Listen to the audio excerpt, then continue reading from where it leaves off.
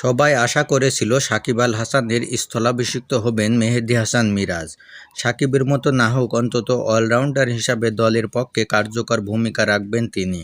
কিন্তু দুঃখজনক হলেও সত্য যে সাকিব আল হাসানের অবর্তমানে মেহেদী হাসান মিরাজ যেন নিজস্ব সক্রিয়তাও হারিয়ে ফেলতে বসেছেন। 2023 সালের ওয়ানডে বিশ্বকাপের পর থেকে এখন অবধি ওয়ানডে ক্রিকেটে মিরাজের পারফরমেন্স নেতিবাচক ইঙ্গিতই দিচ্ছে। 2023 সালের বিশ্বকাপের পর থেকে 23 ওয়ানডে ম্যাচে বাংলাদেশের প্রতিনিধিত্ব করেছেন মেহেদী হাসান মিরাজ। এই 23 ম্যাচে তার শিকার 20 উইকেট। এর মধ্যে 8 ম্যাচ থেকেছেন উইকেট শূন্য। একাধিক উইকেট নিতে পেরেছেন মাত্র 4টি ম্যাচে।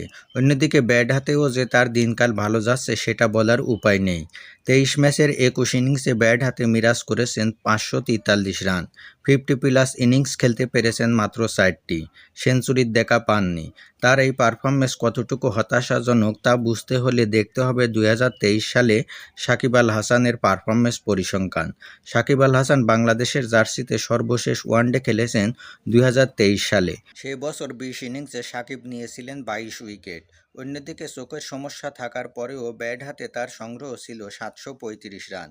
মিরাজের মতো সেঞ্চুরির দেখা না পেলেও 6টি 50+ ইনিংস খেলেছিলেন, যার 4টি ছিল 75 বা তার চেয়ে বেশি রানের ইনিংস।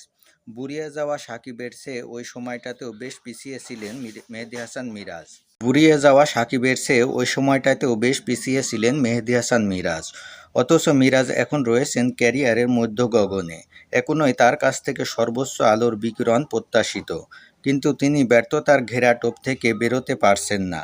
উল্টো তার কাঁধে তুলে দেওয়া হয়েছে ওয়ানডে দলের অধিনায়কত্বের ভার। মিরাজের পারফরমেন্সের এই ধারা অব্যাহত থাকলে বাংলাদেশের জন্য হয়ে দাঁড়াতে পারে গভীর উদ্বেগের কারণ।